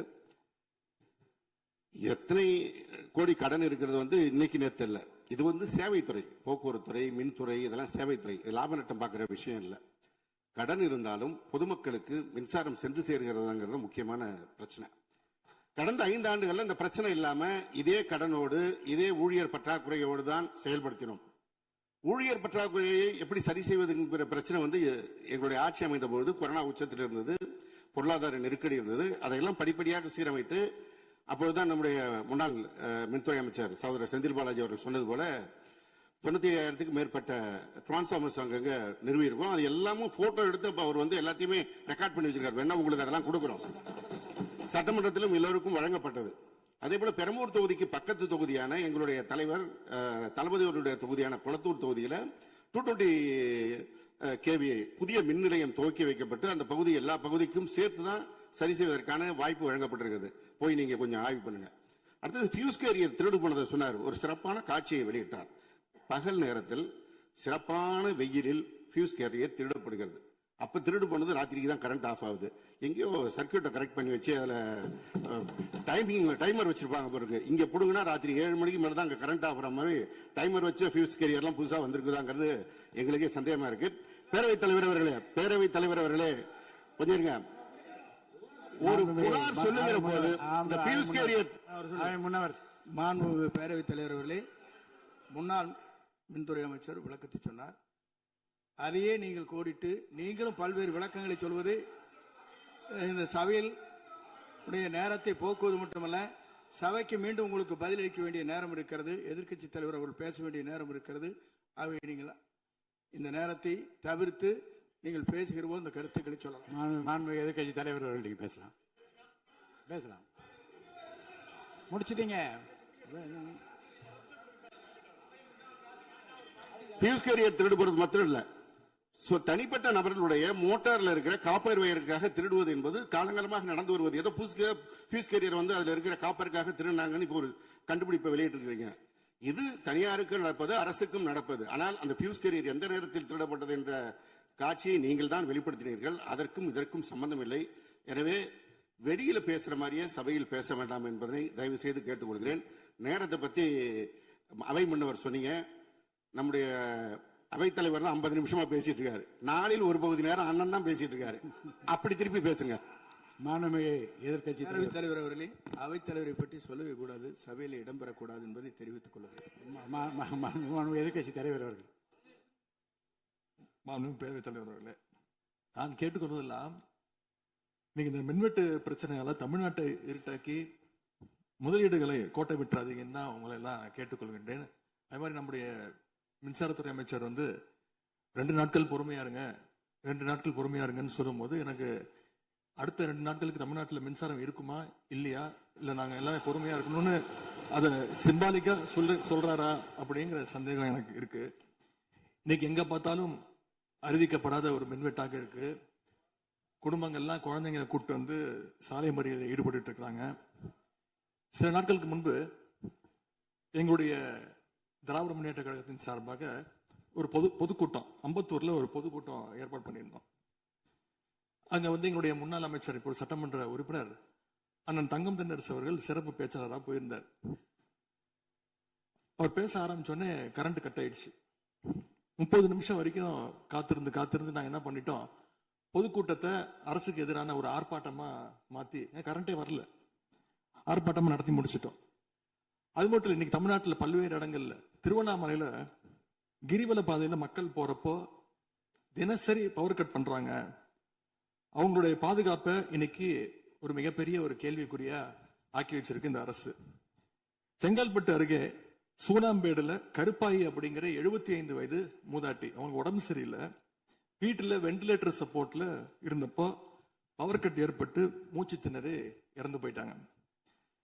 பவர் இல்லைன்னு தொகுதி எம்எல்ஏட்ட போய் கேட்கலான்னு பார்த்தா எம்எல்ஏ யாருன்னு மக்களுக்கு தெரியல. நிறைய பேருக்கு இங்க இருக்கக்கூடிய எல்லாம், நான் தவறா சொல்ல, எல்லாமே புதுமுகங்கள். நமக்கே பாரு போய் வெளில பார்க்கும்போது இவர் எம்எல்ஏவா இல்லையா அப்படின்னு தெரியல, உள்ள வந்தா தான் தெரியுது. முன்னெல்லாம் புயல் மழை நேரத்துல ஸ்கூலுக்கு லீவ் விடுவாங்க. ஆனா இந்த ஆட்சி அமைஞ்ச பிறகுதான் முதல் முறையா கரண்ட் இல்லைன்னு ஸ்கூல்ஸ்க்கு லீவ் விட ஆரம்பிச்சிருக்காங்க. சென்னை, பெரம்பூர் மற்றும் வியாசர்பாடியில கடந்த ஜூன் 9ஆம் தேதி அன்னைக்கு 4 தனியார் பள்ளிகளுக்கு கரண்ட் இல்லைன்னு லீவ் விட்டாங்க. முன்னாடி மழை வர்றப்பெல்லாம் ஸ்கூல் பசங்க டிவி ஆன் பண்ணி இன்னைக்கு ஸ்கூல் இருக்கா இல்லையான்னு தெரிஞ்சுப்பாங்க. ஆனா இப்பெல்லாம் டிவி ஆன் பண்ண முடியலன்னு தெரிஞ்சுக்கிறாங்க, சரி இன்னைக்கு கரண்ட் இல்லை, இன்னைக்கு ஸ்கூல் லீவ் தான் அப்படின்னு. ஸோ ஒரு மிகப்பெரிய ஒரு அட்வான்ஸ் டெக்னாலஜி இந்த அரசு உருவாக்கி இருக்கு.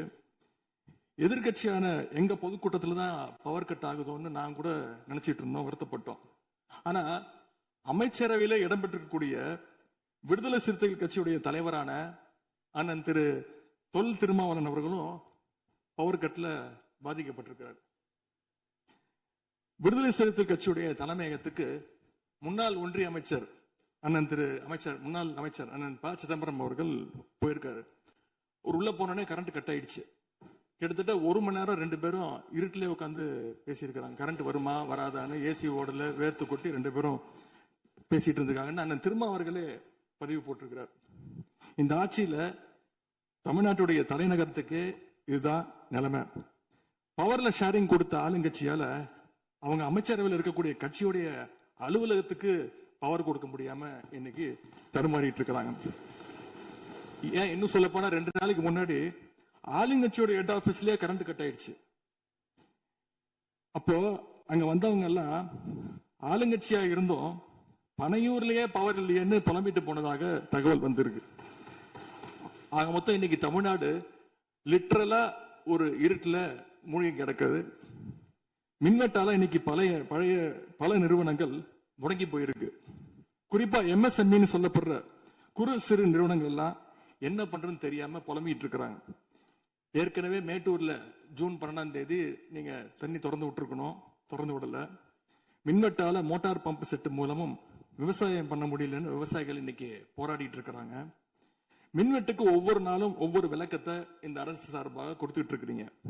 லோடு அதிகமா இருக்குன்னு சொன்னாங்க. இன்னும் ஒரு படி மேல போய் இன்னைக்கு ஃபியூஸ் கேரியரை எடுத்துட்டு போயிடுறாங்கன்னு சொல்லிட்டு இருக்கிறாங்க. இப்படி சொன்னதும் இந்த ஆட்சிக்கு வெளியில இருந்து ஆதரவு கொடுக்கக்கூடிய மார்க்சிஸ்ட் கம்யூனிஸ்ட் கட்சியை சேர்ந்த எழுத்தாளர் திரு ஆதவன் தீட்சணே அவர்கள் ஒரு பதிவு போட்டிருக்கிறார். என்ன தெரியுமா எழுதியிருக்கிறாரு? கேரியரின் உச்சத்தில் ஆரம்பித்து டிஃபன் கேரியர்ல போய் நின்று இன்னைக்கு ஃபியூஸ் கேரியர்ல முடிந்திருக்கக்கூடிய ஆட்சி அப்படின்னு திரு ஆதவன் தீட்சண்டே எழுத்தாளர், மார்க்சிஸ்ட் கம்யூனிஸ்ட் கட்சி அவர் சேர்ந்தவர் பதிவு போட்டிருக்கிறார். பவர் கட்டுக்கு இவங்க சொல்ற காரணங்கள் எதையுமே மக்கள் ஏத்துக்கலன்னு தெரிஞ்சதும் இவங்களோட வழக்கமான ஒரு ஆயுதத்தை கையில் எடுத்துட்டாங்க. என்ன தெரியுமா அது ஆயுதம்? எல்லாத்துக்கும் திமுக தான் காரணம் அப்படின்னு சொல்றது. இப்ப பவர் கட்டுக்கும் திமுக தான் காரணம்னு சொல்ல ஆரம்பிச்சுட்டாங்க. இப்படி பழி போடுறதுல காட்டுற வேகத்தை பவரை மீண்டும் கொண்டு வரதுல காட்டினா கொஞ்சம் சிறப்பா இருக்கும். எங்க ஆட்சியில ஏற்படாத மின்வெட்டு இந்த ஆட்சியில தொடர்ந்து இவ்வளவு அதிகமாக ஏற்பட என்ன காரணம்? அரசுடைய நிர்வாக திறமையின்மையா, இல்ல உண்மையிலேயே ஏதாவது டெக்னிக்கல் இஷ்யூஸ் இருக்கா? அப்படி ஏதாவது இருந்தா அதை தீர்க்க இந்த அரசுக்கு இன்னும் எத்தனை நாள் தேவைப்படும்? இந்த நிலைமை தொடராம இருக்க என்ன நடவடிக்கை எடுக்க போறீங்கன்னு முதலமைச்சர் அவர்கள் தன்னுடைய பதிலுரையில சொல்லணும்.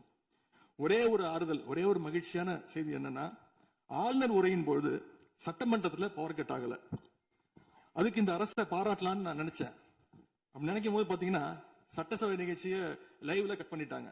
இன்னைக்கு லைவ்ல வந்துட்டு இருக்கா அப்படின்னு எனக்கு தெரியல, கொடுத்திருக்கிறதா சொன்னாங்க.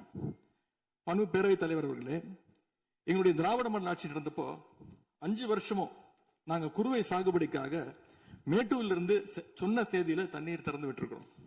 ஆனா புதிய அரசு ஆட்சிக்கு வந்திருக்கக்கூடிய இந்த சமயத்துல மேட்டூர் அணையில நீர் திறக்கிற அளவுக்கு அங்க தண்ணீர் இல்லை. குறிப்பா ஜூன் மாசத்துல 9.91 டிஎம்சி தண்ணீரை தமிழ்நாட்டுக்கு திறந்து விடணும்னு காவிரி நதிநீர் மேலாண்மை ஆணையம் கர்நாடகாவுக்கு உத்தரவு போட்டது. ஆனா இந்த நிமிஷம் வரைக்கும் அந்த உத்தரவை கர்நாடகா நிறைவேற்றல. அதை நிறைவேற்ற முதலமைச்சர் என்ன செய்ய போறாருன்னு பதிலுரையில சொல்லணும். அதேபோல் டெல்டாவில் 6 லட்சம் ஹெக்டேர் அளவுக்கு குறுவை சீசன்ல குறுவை சாகுபடி ஆகும். இந்த முறை மேட்டூர் அணையில தண்ணீர் திறக்காததால அரசு அறிவிச்சிருக்கக்கூடிய குறுவை சிறப்பு தொகுப்பு ஸ்பெஷல் பேக்கேஜ் 134 கோடி ரூபாய்க்கு அறிவிச்சிருக்கிறீங்க. அது பத்தலன்னு இன்னைக்கு விவசாயிகள் போராடிட்டு இருக்கிறாங்க. சிறப்பு தொகுப்பு கஷ்டத்தை போக்காது, உரிய நிவாரணத்தை விரைவா அறிவிக்கணும்னு விவசாயிகள் எல்லாம் போராடிட்டு இருக்கிறாங்க. அதனால டெல்டா விவசாயிகளின் சார்பாக ஒரு கோரிக்கையை முதலமைச்சர் அவர்களுக்கு வைக்க விரும்புகிறேன். தமிழ்நாடு முழுக்க போராடிட்டு இருக்கக்கூடிய அனைத்து விவசாய சங்க பிரதிநிதிகளையும் அழைச்சு முதலமைச்சர் அவசரமாக ஒரு ஆலோசனை கூட்டத்தை நடத்த வேண்டும். காலதாமதம் இல்லாம விரைவா அந்த கூட்டம் நடத்தப்பட வேண்டும்னு கோரிக்கை வைக்கிறேன். அவங்களுடைய கோரிக்கைகளை நிறைவேற்றி கொடுக்கிறதுக்கான அனைத்து நடவடிக்கைகளையும் அரசு எடுக்க வேண்டும். விவசாயிகளுக்கு இன்னொரு பெரிய பிரச்சனையும் ஏற்பட்டிருக்கு. தேர்தலுக்கு முன்பு நீங்க சொன்ன வாக்குறுதி 5 ஏக்கர் வரைக்கும் நிலம் வச்சிருக்கிற விவசாயிகளுக்கு முழுமையான பயிர்க்கடி தள்ளுபடின்னு நீங்க தான் சொன்னீங்க. ஆனா விவசாயிகளை இன்னைக்கு சிறு குறு விவசாயிகள்னு பிரிச்சு அதுலயே நிறைய ஸ்லாப்ஸ் ஏற்படுத்தி வச்சிருக்கிறீங்க. 1 லட்சம் அளவுக்கு கடன் வாங்கியிருந்தா 5,000 ரூபாய் வரைக்கும் தான் தள்ளுபடி கிடைக்கும் அப்படின்ற நிலைமையை இன்னைக்கு உருவாக்கி இருக்கீங்க. அதுக்கப்புறம் அதுலயும் ஒரு சேஞ்ச் கொண்டு வந்தீங்க. 75,000 ரூபாய் வரைக்கும் வாங்கினவங்களுக்கு முழு தள்ளுபடின்னு சொல்லி இருக்கிறீங்க. இப்போ அதுல இன்னொரு சேஞ்ச் என்னன்னா, ஒரே குடும்பத்தில் உள்ள 3 நபர்கள் வரை கடன் பெற்றிருந்தாலும் தற்பொழுது ஒரு குடும்ப அட்டைக்கு ஒரு வேளாண் கடன் மட்டுமே தள்ளுபடி செய்ய அரசாணை வழங்கப்பட்டிருக்கு. எங்களுடைய ஆட்சியில, கடந்த கால ஆட்சிகள்ல இதெல்லாம் முழு தள்ளுபடி கொடுத்திருக்கிறோம். எனவே அதையும் இந்த விவசாயிகளை இதுக்கு மேல குழப்பாம இந்த அரசு முடிவெடுக்க வேண்டும் என்று நான் கேட்டுக்கொள்கின்றேன். அரசினுடைய இந்த ஏமாற்று அறிவிப்பை கண்டிச்சு போராட்டம் நடத்தின விவசாயிகள் மேல தடியடியும் நடத்தியிருக்கீங்க. தேர்தல் பிரச்சாரத்தின் போது முதலமைச்சர் சொன்னாரு, எனக்கு இன்னொரு ஜென்மம் இருந்தா நான் விவசாயியா பிறக்கணும்னு ஆசைப்படுறேன்னு முதலமைச்சர் சொல்லியிருக்கிறார். ஆனா இன்னொரு பக்கம் விவசாயிகள் மேல தடியடியும் நடத்தியிருக்கீங்க. விவசாயியா பிறக்க இன்னொரு ஜென்மம்லாம் தேவையில்லை, எப்ப நினைச்சாலும் போய் விவசாயி ஆயிடலாம். ஆகவே வெற்று வார்த்தைகளால விவசாயிகளை ஏமாத்தாம இந்த அரசு செயல்படணும்னு நாங்க விரும்பி கேட்டுக்கொள்கின்றோம். மேட்டூர் அணையை திறக்காது, மேகதாது அணை பிரச்சனை, பயிர்க்கடன் தள்ளுபடியில ஏமாற்றம்னு இந்த 1 மாசத்துல மட்டும் விவசாயிகள் பல சோதனைகளை சந்திச்சிருக்கிறாங்க. இன்னும் பேரவைத் தலைவர் அவர்களே, இன்னொரு முக்கியமான விஷயம், இந்த ஆட்சியில அரசு பள்ளிகள்ல நடக்கிற கூத்து எல்லாம் பார்க்கும்போது ரொம்ப அதிர்ச்சியாக இருக்கின்றது. முன் எப்போதும் இல்லாத வகையில அரசு பள்ளிகளுக்குள்ள சட்டமன்ற உறுப்பினர்கள் போறாங்க. தப்புல போகணும், ஆய்வுகள்லாம் செய்யணும்.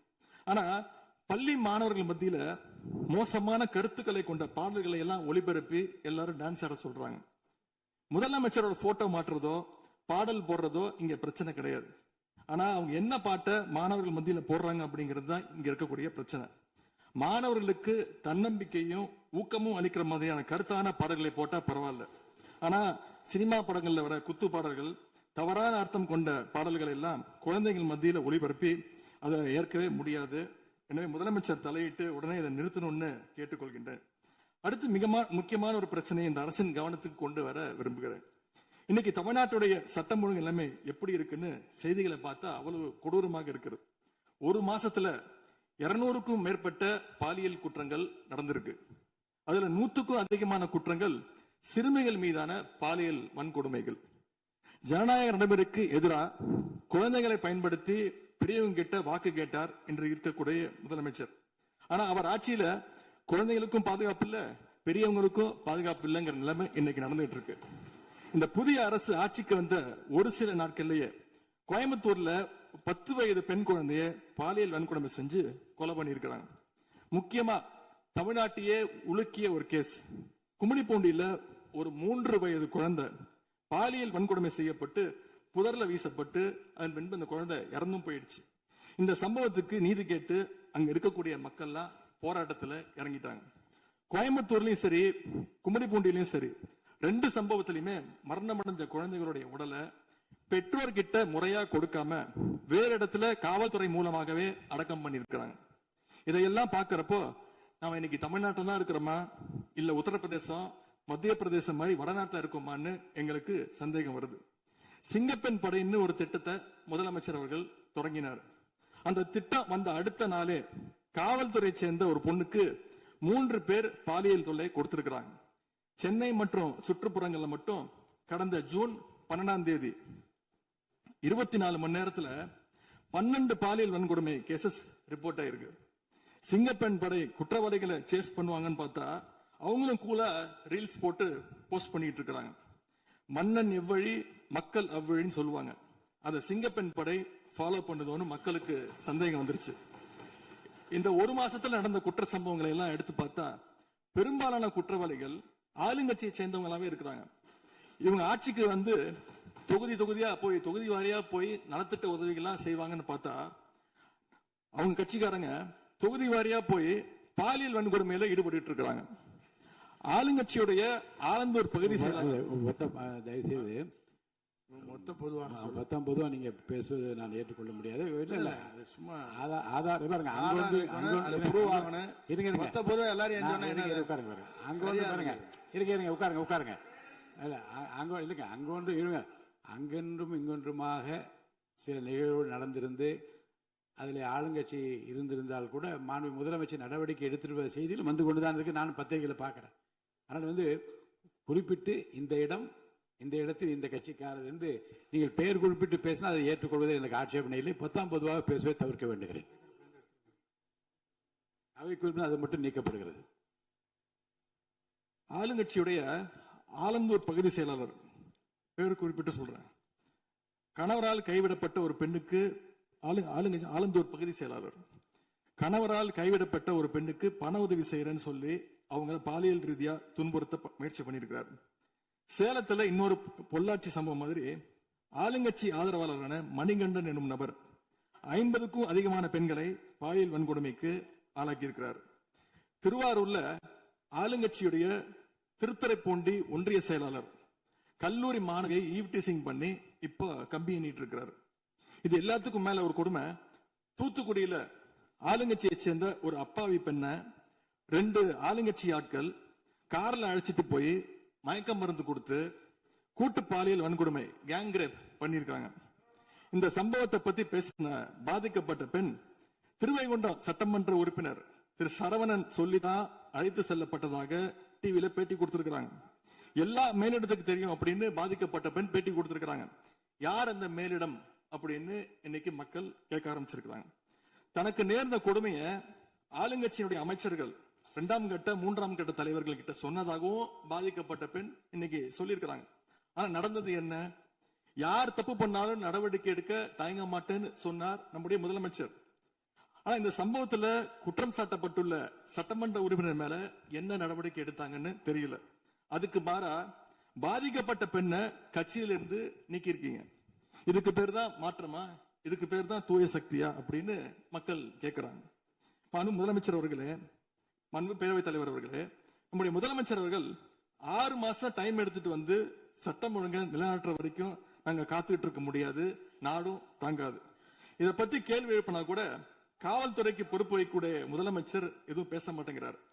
To remain silent in the face of evil is itself evil அப்படின்னு ஒரு பழமொழி உண்டு. அது யாருக்கு பொருந்ததோ இல்லையோ இந்த அரசுக்கு சரியாக பொருந்தது. ஆகவே முதல் வேலையா சட்டம் ஒழுங்கை காப்பாற்றுறதுக்கு முக்கியத்துவம் கொடுத்து இந்த அரசு நடவடிக்கை எடுக்கணும்னு கேட்டுக்கொள்கிறேன். மாண்புமிகு எதிர்கட்சி தலைவர் அவர்கள் ஆளுநர் உரைக்கு நன்றி தெரிவித்து ஆளுநர் உரை பற்றி பேசுவார் என்று உங்களைப் போல நான் ஆர்வமாக எதிர்பார்த்து கொண்டிருக்கிறேன். ஆதாரம் இல்லாமல் குற்றச்சாட்டுகளை தவிர்க்க வேண்டும் என்று நான் கேட்டிருக்கிறேன். நீங்கள் கொடுத்திருக்கிற அந்த ஆதாரங்களை எல்லாம் உன்னிப்பாக மாண்புமிகு முதலமைச்சர் கவனித்துக் கொண்டுதான் இருக்கிறார், குறிப்பீடு எடுத்துக் கொண்டிருக்கிறார். அவர் நாளை உங்களுக்கென்று நமக்கென்று அவர் பதிலளிக்கவும் காத்திருக்கிறார். எனவே பொதுவாக குற்றச்சாட்டுகளை கூறுவதை விடுத்துவிட்டு நேரடியாக விவாதத்திற்கு வரும்போது மாண்புமிகு பொதுப்பணித்துறை அமைச்சர்கள் பதில் சொன்ன பிறகு நான் சொல்கிறேன். பொதுப்பணித்துறை அமைச்சர் அவர்கள். மாண்புமிகு பேரவைத் தலைவர்களே, உறுதியாக சட்டமன்ற உறுப்பினர்கள் எதிர்க்கட்சி தலைவருடைய அனைத்து கருத்துக்களுக்கும் மாண்பு முதலமைச்சர் அவர்கள் நாளைக்கு பதில் சொல்ல போறாரு. அதற்கு முன்பு ஒரே ஒரு குறிப்பு. ஏன்னா போன ஆட்சியில துணை முதலமைச்சரா எதிர்க்கட்சி தலைவர் இருந்தாரு. அவருக்கு ஒரு பதிவு பண்றேன். வேணாலும் இதை இந்த அவை முடிந்த பிறகு அவரே ஆராய்ந்து சொல்லட்டும்.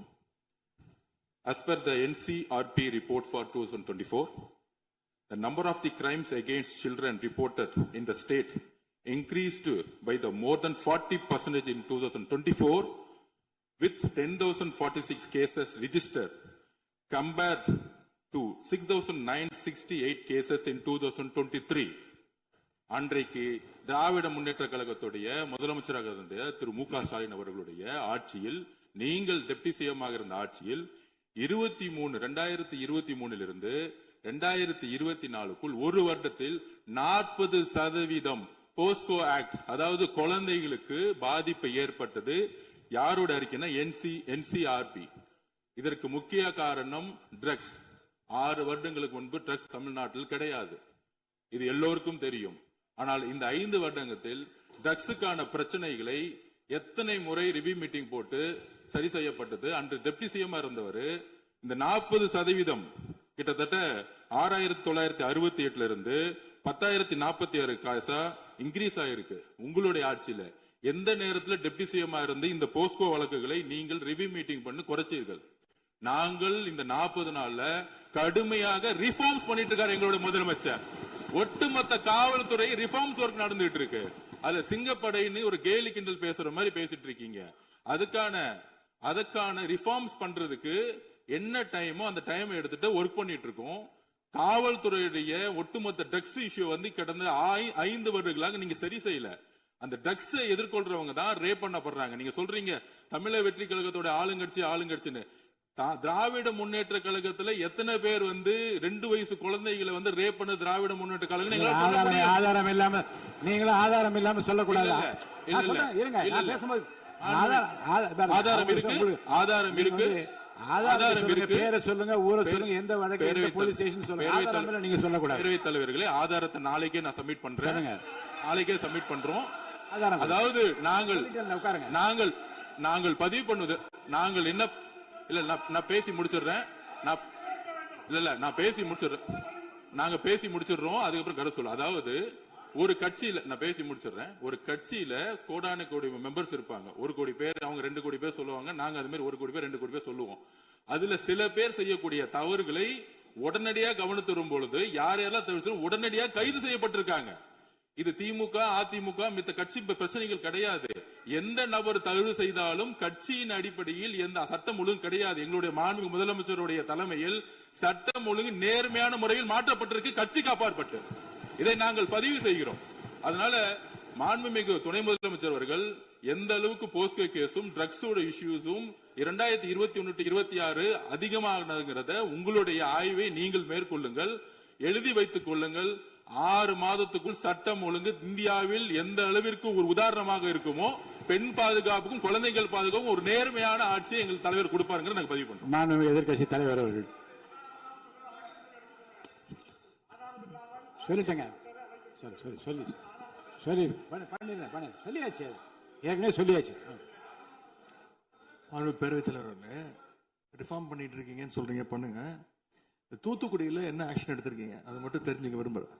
தூத்துக்குடியில் ஒரு இன்சிடென்ட் சொன்னல உங்களுடைய சட்டமன்ற உறுப்பினர், அதுக்கு மட்டும் கொஞ்சம் விளக்கம் கொடுத்தீங்கன்னா நல்லா இருக்கும்.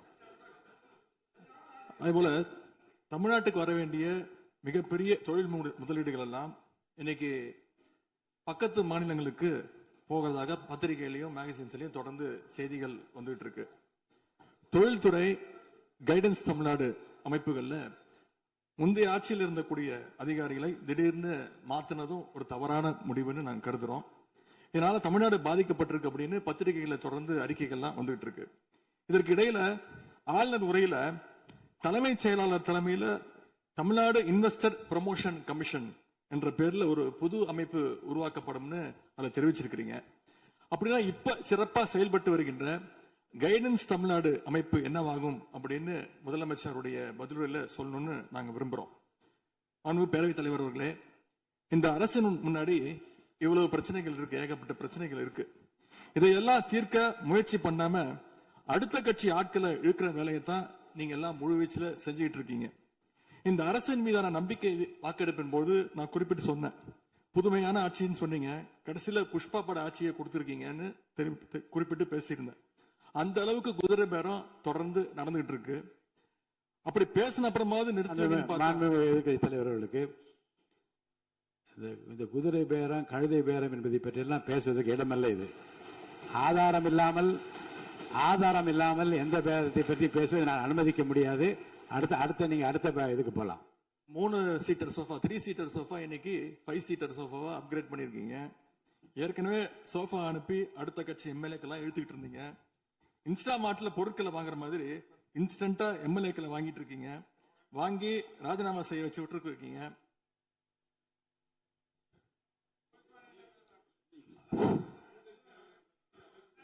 இல்ல நான் என்ன சொல்றேன், எந்த பேரத்தையும் பற்றி இங்க பேச அனுமதி கிடையாதுன்னு தான் நான் சொல்றேன். நீங்க உதாரணம் சொல்ல, நீங்க திடீர்னு எடுத்த உடனே குதிரை பேரன்னு சொல்லுவது, அப்புறம் இன்னொரு பேரம் என்று சொல்லி மாண்புமிகு உறுப்பினர் வந்து சோஃபான்னு சொல்றாரு. நான் என்ன சொல்றேன்னா, எதையும் சொல்லுவதற்கு இந்த அவைக்கு உரிமை உண்டு. ஆனால் சொல்லுவதிலே உண்மை இருக்க வேண்டும். உண்மைக்கு மாறான தகவல்களுக்கு இங்க இடமில்லை. ஏன்னா அர்த்தம் இருக்குல்ல. இப்ப நீங்க ஏதோ ஒரு அர்த்தம் உள்நோக்கத்தோடு சொல்லப்படுற, நீங்க சோஃபா என்று சொல்வதற்கு நீங்க ஒரு உள் அர்த்தத்தோடு ஒரு வார்த்தையை சொல்லுகின்றீர்கள், நகைத்தும் கொள்ளுகிறீர்கள். அப்ப மக்கள் அதை பற்றி என்ன நினைப்பார்கள்? சற்று விளக்கமாக பாருங்க. ஆதாரம் இல்லாமல் சொல்லப்படுகிற எந்த வார்த்தைக்கும் எந்த குறிப்புக்கும் இங்க இடமில்லை. மாண்புமிகு எதிர்க்கட்சி தலைவர், நீங்க தொடர்ந்து பேசலாம். ஊழல் சக்தின்னு சொல்லிட்டு அதே எம்எல்ஏக்களுக்கு இன்னைக்கு ஒரு மச்சத்தை மட்டும் வச்சுட்டு இன்னைக்கு தூய சக்தியா நீங்க மாத்திட்டீங்க. அதனால எங்களுடைய தலைவர் சமீபத்தில் சொன்னாரு, தீர்ந்து போன சக்திகள்கிட்ட திருடுற அளவுக்கு காஞ்சி போன சக்தியா இன்னைக்கு இந்த ஆட்சியாளர்கள் இருக்கிறாங்க. ஆகவே இந்த குற்றச்சாட்டுகளுக்கு முதலமைச்சர் அவர்கள் தன்னுடைய பதில் உரையில அவர் விளக்கம் அளிப்பார்னு நாங்க நம்புறோம். முக்கியமா இந்த ஆள் பிடிக்கிற வேலையை நிப்பாட்டிட்டு இனியாவது ஆட்சி நிர்வாகத்துல நீங்க கான்சென்ட்ரேட் பண்ணுங்கன்னு உங்களை எல்லாம் கேட்டுக்கிறேன். பேரவைத் தலைவர் அவர்களே, உங்களுடைய தேர்தல் முக்கியமான வாக்குறுதிகள், படிச்சு வேலை இல்லாத இளைஞர்கள் அவங்களுக்கு எல்லாம் 4500 ரூபாய் மாசம் 4500 ரூபாய் தருவேன்னு சொல்லியிருக்கிறீங்க. அது சீக்கிரம் 6 மாசத்துல கொடுங்க. மகளிருக்கு நீங்க சொன்ன உரிமை தொகை மாதம் 2500 ரூபாய் உரிமை தொகை, வருஷத்துக்கு 6 கேஸ் சிலிண்டர், தாய்மாமன் சீர், இதெல்லாம் 6 மாசத்துல கொடுப்பீங்கன்னு நான் நம்புறோம். இதெல்லாம் எப்படி கொடுக்க போறீங்க அப்படின்னு ஒரு டைம் லைனை முதலமைச்சர் தன்னுடைய பதில் உரையில சொல்லணும்னு கேட்டுக்கிறோம். அதேபோல் சட்டம் ஒழுங்கு சீர்கேடு, மின்வெட்டு, விவசாயிகள் பிரச்சனை ஆகியவற்றில் முதலமைச்சர் அவர்கள் தலையிட்டு உடனடியாக ஒரு தீர்வு காண வேண்டும். ஆளுநர் உரையில இதற்கான விளக்கம் இல்லாததால முதலமைச்சருடைய பதில் உரையாவது இதெல்லாம் இருக்கும்னு நாங்க எதிர்பார்க்கிறோம். இப்ப நான் கேட்டதுக்கெல்லாம் வழக்கம் போல பழக்க தோஷத்துல எல்லாத்துக்குமே திமுக தான் காரணம்னு எங்க மேல பழிய தூக்கி போடாம தப்பிச்சுக்காம தீர்வை நோக்கியதா முதலமைச்சருடைய பதில் இருக்கணும்னு நான் விரும்பி கேட்டுக்கொள்கின்றேன். ஆளுநர் உரையில இருமொழி கொள்கை, மாநில உரிமை, சமூக நீதி, மகளிர் முன்னேற்றம்னு திமுக சொன்னதையே ப்ளூ பிரிண்டா ஃபாலோ பண்ணி இந்த அரசுடைய கொள்கை முடிவுகளா அறிவிச்சிருக்கிறீங்க. இதை நாங்க வரவேற்கிறோம். மற்றபடி ஆளுநர் உரையில தமிழ்நாட்டுடைய வளர்ச்சிக்கான ரோடு மேப் எதுவும் இல்லைன்னு கூறிக்கொண்டு முழுக்க முதலமைச்சருடைய புகழுரையாகத்தான் இந்த ஆளுநரை அமைஞ்சிருக்குன்னு சொல்லி வாய்ப்புக்கு நன்றி கூறி விடைபெறுகின்றேன். நன்றி, வணக்கம். பேரவையின் இந்திய நிகழ்ச்சிகள் இத்துடன் முடிவுற்றன. மாண்புமிகு பள்ளிக் கல்வித்துறை அமைச்சர் பேசுங்க. ஐயா, மாண்புமிகு பேரவைத் தலைவர் அவர்களே, பேசுங்க. மாண்புமிகு பள்ளிக் கல்வித்துறை அமைச்சர் பேசுங்க. உட்கார். மாண்புமிகு பேரவைத் தலைவர் அவர்களே, ஒரு செய்தி விளம்பரத்துறை அமைச்சர் என்ற முறையில் இந்த மாமன்றத்தில் மதிப்பிற்குரிய எதிர்க்கட்சி தலைவர் அவர்கள் சொன்ன சில செய்திகளுக்கு சில வரி விளக்கங்களை உங்கள் மூலமாக வழங்க விரும்புகிறேன். தன்னுடைய பேச்சிலே மாண்புமிகு எதிர்க்கட்சி தலைவர் அவர்கள் சில விளக்கங்களை ஆக்கப்பூர்வமாக ஆதாரத்தோடு கூறியிருந்தால் அதை குறிப்பெடுத்து அதன்படி இந்த தமிழ்நாடு அரசு தன்னுடைய திசைவழி போக்கை சரியான முறையில் செலுத்திக் கொள்ள தயாராக தான் இருக்கிறது. நான் முதல்வன் திட்டத்தை முடக்குவதற்கோ மாற்றுவதற்கோ எங்களுக்கு எந்த திட்டமும் இல்லை. ஆனால் சில விஷயங்களை தெளிவுபடுத்த வேண்டும். 40 நாள் விரதம் முடிப்பது போல 40 நாட்கள் ஆட்சியை இந்த தாவேக அரசு நிறைவு செய்திருக்கிறது. இந்த 40 நாட்களும் பார்த்து விட்டேன், ஏமாற்றம் மட்டும்தான் மிச்சம் என்று அவர் சொன்னார். ஆனால் மக்கள் திமுகவினுடைய 40 நாள் அல்ல 5 ஆண்டுகளையும் பார்த்துவிட்டு அந்த வந்த ஏமாற்றத்தால் தான் இப்படி ஒரு தீர்ப்பை எங்களுக்கு வழங்கி இருக்கிறார்கள். ஆளுநர் மகிழ்ச்சி, அமைச்சர்கள் மகிழ்ச்சி, ஆளுநர் மகிழ்ச்சி என்றெல்லாம் சொன்னார். இந்த அரசில் தமிழ்நாடு மக்கள் மகிழ்ச்சியாக இருக்கிறார்கள் என்பதை தான் இன்றைய சட்டமன்றத்தினுடைய போக்கு காட்டுகிறது. நான் முதல்வன் திட்டத்தை பொறுத்தவரை தமிழ்நாடு முழுக்க இருக்கக்கூடியவர்களை நான் முதல்வன் என சொல்ல வைத்துவிட்டு ஒரே ஒரு குடும்பத்தில் மட்டும் முதல்வர்கள் வந்து கொண்டிருக்கின்ற போக்கை மாற்றுவதற்காக தான் இப்படி ஒரு சட்டமன்றம் அமைந்திருக்கிறது. தமிழ்நாடு வரலாற்றில் முதல் முறை முதலமைச்சர் மட்டுமல்ல, மாண்புமிகு சி ஜோசப் விஜய் அவர்கள் முதல் முறையிலேயே முதலமைச்சராக இருக்கிறார். அவருக்கு பிறந்தநாள் வாழ்த்துக்களையும் சொல்லிக் கொண்டு, நிதி ஆயோக் கூட்டத்தில் மாண்புமிகு முதல்வர் சொன்னதெல்லாம் 40 நாட்கள் நீங்கள் செய்திருக்க முடியாது, அது திமுக தான் காரணம் என்று சொன்னார்கள். நானும் அதை தான் சொல்கிறேன். இன்று அவர் சொன்ன சட்டம் ஒழுங்கு, போதை பொருள் எல்லா பிரச்சனைக்கும் 5 ஆண்டு காலமாக அவர்கள் செய்த திமுக ஆட்சி தான் காரணமாக இருக்க முடியும் என்பதையும் சுட்டிக்காட்டிக் கொள்கிறேன். பள்ளி மாணவர்கள், ஒரு கல்வித்துறை அமைச்சர் நான், பள்ளி மாணவர்களினுடைய புத்தக பையிலே அன்றைய முதல்வர் ஸ்டாலின் படத்தை நாங்கள் போடவே இல்லையே என்று பெருமையாக சொன்னார். அப்புறம் ஏன் சார் லேப்டாப்ல மட்டும் அந்த படத்தை போட்டீங்க?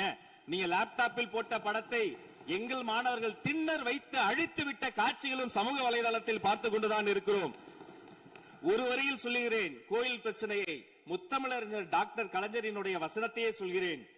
நாங்கள் கோயில் கூடாது என்று சொல்லவில்லை, கோயில் கொடியவர்களின் கூடாரமாக மாறிவிடக் கூடாது என்றுதான் சொல்லுகிறோம். தூய்மை தொழிலாளர்களை இன்றே பார்த்து விட்டதாக முன்னாள் முதல்வர் பார்த்து விட்டதாக சொல்கிறார்கள். எங்கள் கேள்வியே அதுதான். 10 நாட்கள் ஒரு வாய் சாப்பிடாமல் உண்ணாநோம்பு இருந்த போது நானும் எனது சகோதரர்கள் அண்ணன் ஆனந்தும் ஆதவம் போய் பார்த்தோமே. இன்று தூய்மை தேவதைகளை பார்க்கிற திரு ஸ்டாலின் அவர்கள் அன்னைக்கு ஏன் சார் பார்க்கல? ரிப்பன் மாளிகைக்கு அட்ரஸ் தெரியலையா? எப்படி போக வேண்டும் என்ற பாதை தெரியவில்லையா? தமிழ்நாடு எத்தனையோ திருடர்களை பார்த்திருக்கிறது. அலிபாபாவும் 40 திருடர்களையும் கூட பார்த்திருப்பீர்கள்.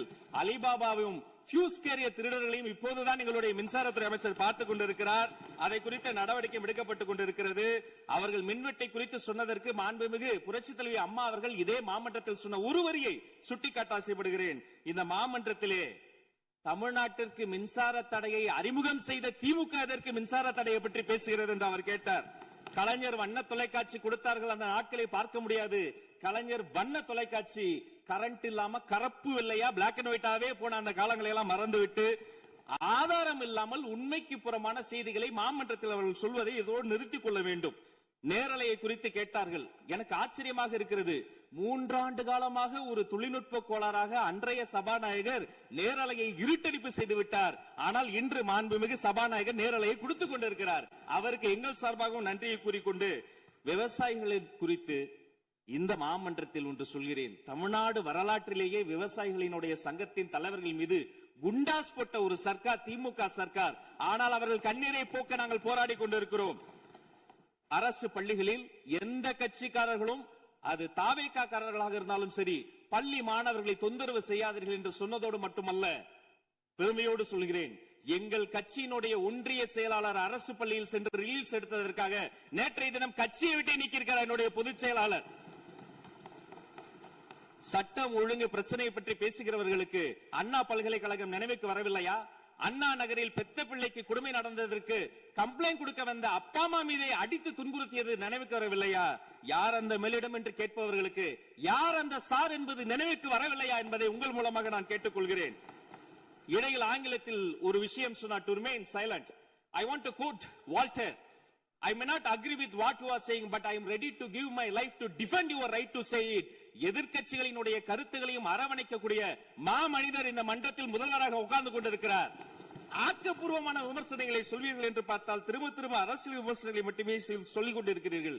இந்த சோஃபா கதையை என்னைக்கு விட போகிறார்கள்? எங்கள் தலைவர் சினிமாவை விட்டாலும் அவர்கள் அட்லி என்கிறார்கள், புஷ்பா என்கிறார்கள், ஜுராசிக் பார்க் என்பார்கள் போல் இருக்கிறது. நான் ஒன்று சொல்லிக் கொள்கிறேன், அந்த சோஃபா அவர்கள் வாங்கியது, அவர்களினுடைய வசதி கருத்து வாங்கியது. மதிப்பிற்குரிய அண்ணன்களை நீங்கள் சிறுமைப்படுத்தக் கூடாது. ஆனால் ஒன்று உறுதி, எந்த காரணம் கொண்டும் பார்க்க வருகிற கூட்டணி தலைவர்களுக்கு மட்டும் பிளாஸ்டிக் சேர் போட்டதை போல சிறுமைப்படுத்தக்கூடிய கட்சி தமிழக வெற்றி கழகம் இல்லை என்பதையும் நேரத்தில் நான் தெரிவித்துக் கொள்கிறேன். சிங்க பெண்களை குறித்து அன்றே விழிவாக தெளிவாக அழகாக நான் கூறிவிட்டேன். சிங்க பெண்கள் இந்த நாட்டினுடைய தமிழ்நாடு அரசினுடைய பொக்கிஷம். அவர்களை குறித்து மீண்டும் மீண்டும் இப்படி சிறுமைப்படுத்தி பேசியதற்காக மாண்புமிகு பேரவைத் தலைவர்கள் அதை கண்டிக்க வேண்டும். சிங்க பெண்களை குறித்து இனி யாராவது தவறாக பேசினால் அதை அனுமதிக்க கூடாது. இப்படி தவறாக பேசியதற்காக அவர்கள் மன்னிப்பு கேட்க வேண்டும் என்று தமிழக வெற்றிக் கழகத்தினுடைய அரசு சார்பில் கேட்டுக் கொள்கிறேன். வாக்குறுதிகளை பற்றியெல்லாம் பேசினார்கள். பொதுவாக வாக்குறுதிகள் சர்வதேச அளவில் பொலிட்டிக்கல் பினாமினல் எப்படி உருவாகிறது? ஒரு பிரச்சனை, அந்த பிரச்சனைக்கான ஒரு சொல்யூஷன்ஸ், அதை எந்த பொலிட்டிக்கல் இன்டர்ஃபரன்ஸ் இல்லாமல் செயல்படுத்தக்கூடிய ஒரு செயல்முறை, பின்பு வரக்கூடிய அந்த வெற்றியை ரோடு போடுவோம் என்று சொல்லி ரோடு போட்டதை காண்பித்து எக்ஸிபிட் செய்து அவர்கள் முன்னோக்கி செல்வார்கள். ஆனா இங்க பொறுத்த வரைக்கும் நாம தமிழ்நாட்டில் இதுவரைக்கும் ஆண்டவர்கள் பிரச்சனையை ஐடென்டிஃபை பண்ணி சொல்லவே மாட்டாங்க. ஏன் தெரியுமா? அந்த பிரச்சனையே அவங்கதான், அவங்களே அவங்களை ஐடென்டிஃபை பண்ணி எப்படி சொல்ல முடியும்? சரி, அதுக்கு பாசிபிள் சொல்யூஷன் சொல்லி பொலிட்டிக்கல் இன்டர்ஃபரன்ஸ் இல்லாம அதை செயல்படுத்த முடியுமா? ஒரு முனிசிபல் கவுன்சிலர் தொடங்கி மாண்புமிகு அமைச்சரினுடைய வீட்டில் இருக்கிறவர்கள் வரைக்கும் கமிஷன் மீது கமிஷன் அடித்து அந்த ப்ராஜெக்டே முடியாது. கடைசியில் எதை விளம்பரம் செய்வது? அந்த திட்டத்தினுடைய வெற்றியையா எதை விளம்பரம் செய்வது என்றே தெரியாமல் தங்கள் தலைவரை, அதுவும் ஒரு குடும்பத்தை மட்டுமே வெறித்தனமாக விளம்பரம் செய்து செய்தி விளம்பரத்துறையின் கஜானாவை துடைத்து வைத்து சென்றிருக்கிறார்கள் என்பதையும் இந்த மாவட்டத்துக்கு தெரியப்படுத்த நான் கடமைப்பட்டிருக்கிறேன். இன்னும் ஒவ்வொரு வரியிலும் ஆக்கப்பூர்வமாக, அறிவியல் பூர்வமாக எதையாவது சொல்வார்களும் நான் தேடி தேடி பார்த்தேன். அவராக 40 நாட்கள் தேடி பார்த்து ஏமாற்றம் அடைந்தார். நான் 40 நிமிடத்திலேயே ஏமாற்றம் அடைந்து விட்டேன். இதை சொல்ல வேண்டும் என்று சொன்னால் ஒரு நகைச்சுவை காட்சியில் சொல்வதை போல அதுல ஒண்ணுமே இல்ல, கீழே போட்டுருங்க. நன்றி சட்டப்பேரவை தலைவர் அவர்களே. எதிர்க்கட்சி தலைவரால் கூறப்பட்ட குற்றச்சாட்டுகளுக்கு மாண்புமிகு பள்ளிக் கல்வித்துறை அமைச்சர் அவர்கள் அவர் ஏற்புடைய வகையில் இங்கே பதிலளித்திருக்கிறார். பேரவையின் இன்றைய நிகழ்ச்சி இத்துடன் முடிவுற்றன. பேரவை மீண்டும் நாளை காலை 9:30 மணிக்கு கூடும். வணக்கம்.